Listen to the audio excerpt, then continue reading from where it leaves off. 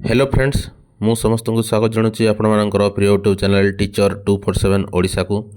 तो सकाळु सकाळु आपण मानक पई गोटे खुशी खबर नहीं आसी जो माने भी ओस्टेट एग्जाम देवाई चाहूँगी आपंकर जो 30/9/2026 रे अनुष्ठित होगा जाऊँगी ओस्टेट एग्जाम। तो तार ऑनलाइन फॉर्म आवेदन आपणकर काली स्टार्ट होतापाई नोटिस आसी जाइए कौन प्रोसेस रही कौन चेंजेस होती कौन आपन को डॉक्यूमेंट रिक्वायरमेंट लगे कौ डॉक्यूमेंट आपको दरकार पड़ो कौ मैंने एप्लाय करें बीईडी फास्ट इयर पिला एप्लाय करें ना नहीं बीईडी सेकेंड इयर पिला एप्लाय करें ना नहीं से जिनस गुड़ाक एवं आम ये वीडियो माध्यम डिस्कसन करवा है। तो फास्ट मुझे कहीदे जो मैंने भी एसएसबी टीजीटी आरएचटी ओस्टेट बा जूनियर टीचर यही सब गुड़ाक प्रिपेयर होती ओपीएससी पीजीटी है मु लिखिदे ओपीएससी पीजीटी एसएसबी पीजीटी मध्य ए सब जब प्रिपेयर होती चैनल टी को आज ही सब्सक्राइब करूँ जेहेतु ओस्टेट आपंकर फॉर्म फिलअप बाहरी गलानी आपण डेली 2टा वीडियो अपलोड हो ओस्टेटर आपण मैंने कमेंट सेक्शन में जनातु कौ प्रकार वीडियो आपको दरकार है। तो कौन रही अपडेट मुझे जनाऊँगी देख ओस्टेट 2026 गोटे अपडेट आसी थंबनेल देखिए जापारे मुझे तार ऑफिशियल वेबसाइट को जाइकी तार जो पीडीएफटा अच्छे मुझे देखा है समस्ते देखिपे बोर्ड ऑफ सेकेंडरी है बोर्ड ऑफ सेकेंडरी एजुकेशन आपणकर Cuttack Odisha secondary school teacher eligibility test आपणकर ओस्टेटर कौन ना एप्लिकेशन यहाँ देखिपे डेट 1/8/2026 नोटिफिकेशन नंबर देती कौन रही मुझे पढ़ी दूसरी total it is for information of all concerned that application are invited from the eligible candidate for appearing in Odisha बा OSSTET 2026 as per following guideline. तो तुमको गोटे गाइडलाइन देती से तुमको फॉलो करार अच्छी।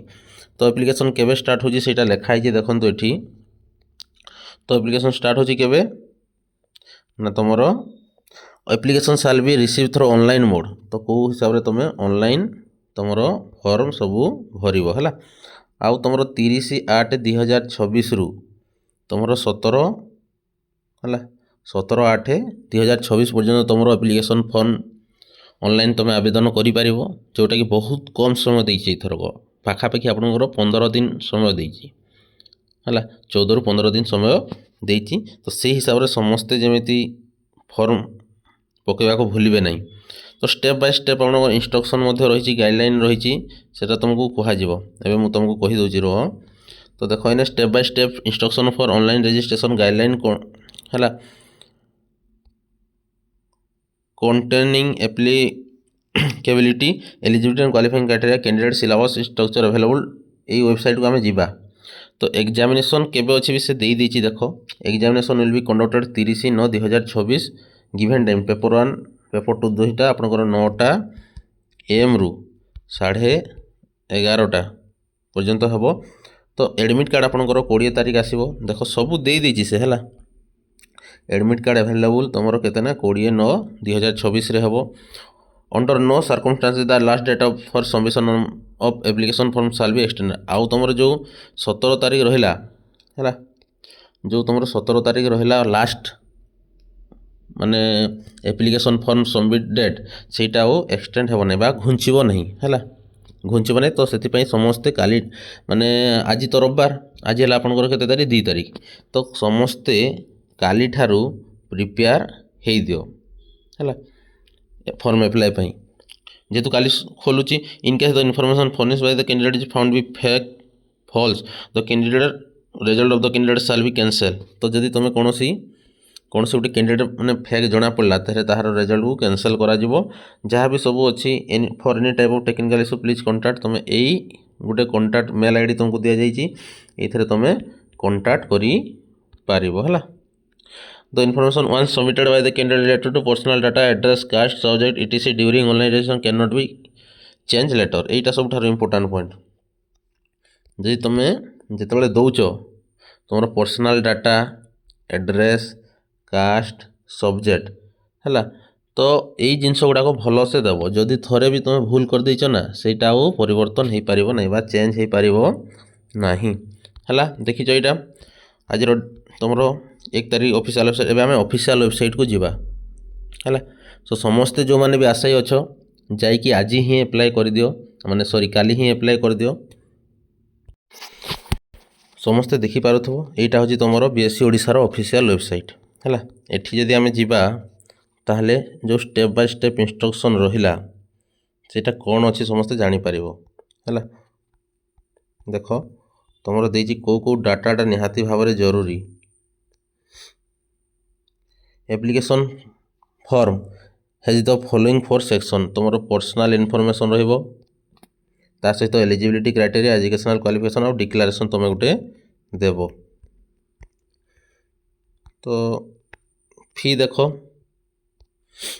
ଦ OSSTET fee 600 for SC/ST student, 900 for OBC ବା ତୁମେ SC/BC ଯେଉଁଟା କହୁଛ SC/BC ଆଉ ଜେନେରାଲ ପିଲାମାନଙ୍କ ପାଇଁ କେତେ 900 ଟଙ୍କା।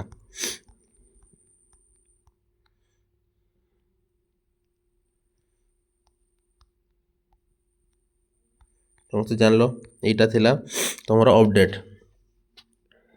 ଫାର୍ଷ୍ଟ ତୁମକୁ ରେଜିଷ୍ଟ୍ରେସନ୍ କରିବାକୁ ପଡ଼ିବ। Before going for registration the candidate shall have to read instruction. ତୁମେ ପଢ଼ି ସାରିଲ, ତାପରେ ତୁମର କ'ଣ ଅଛି କ'ଣ ନାହିଁ ସେଇଟା ସବୁ ଦେଖ। ଗୋଟେ ତୁମକୁ ମେଲ୍ ID ଦରକାର ପଡ଼ିବ ହେଲା। ମେଲ୍ ID, କାଷ୍ଟ ସାର୍ଟିଫିକେଟ୍ ସବୁ, ମୋବାଇଲ୍ ନମ୍ବର, ଏମିତି ସବୁ ଗୁଡ଼ାକ ସବୁ ଦରକାର ପଡ଼ିବ। ତ ତୁମେ ସେଇ ହିସାବରେ କ'ଣ କରିବ ନା ଯୋଗାଡ଼ କରିକି ରଖିବାକୁ ପଡ଼ିବ। ଆଉ ଯେଉଁମାନେ ବି ଅଛ BEd ସେକେଣ୍ଡ ଇୟର୍, ସେମାନେ କଣ୍ଟିନ୍ୟୁ ସାର୍ଟିଫିକେଟ୍ ବାହାର କରିକି ହେଲା ତୁମର ଡିପାର୍ଟମେଣ୍ଟର HODଙ୍କ ଠାରୁ ଆଣିକି ତୁମେ ଆରାମସେ ଅଷ୍ଟେଟ୍ ଦେଇପାରିବ। ଫାର୍ଷ୍ଟ ଇୟର୍ ପିଲା ବି ଦେଇପାରିବେ ହେଲା, କିଛି ଅସୁବିଧା ନାହିଁ। ଫାର୍ଷ୍ଟ ଇୟର୍ ପିଲାମାନେ ମଧ୍ୟ ଦେଇପାରିବେ। ଏଇଟା ଥିଲା ତୁମର କ'ଣ ନା ଯେଉଁ ଷ୍ଟେପ୍ ବାଇ ଷ୍ଟେପ୍ ପ୍ରୋସେସ୍ଟା ହେଲା। ତ ଯେତେବେଳେ ମୁଁ ତୁମକୁ କାଲି ଆଉ ଥରେ ବି ଦେଖାଇଦେବି କ'ଣ ରହିଛି କ'ଣ ନାହିଁ ଷ୍ଟେପ୍ ବାଇ ଷ୍ଟେପ୍ ପ୍ରୋସେସ୍ ଯେତେବେଳେ ଷ୍ଟାର୍ଟ ହେବ। ତ ଏଲିଜିବିଲିଟି ଆଉ ତୁମର ସ୍କିମ୍ ଦେଖ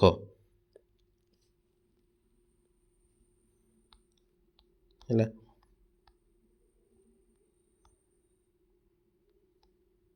ତ କେଉଁମାନେ ଦେଇପାରିବେ ଏଇଠି ସବୁ ଅଛି ଦେଖ। TGT arts,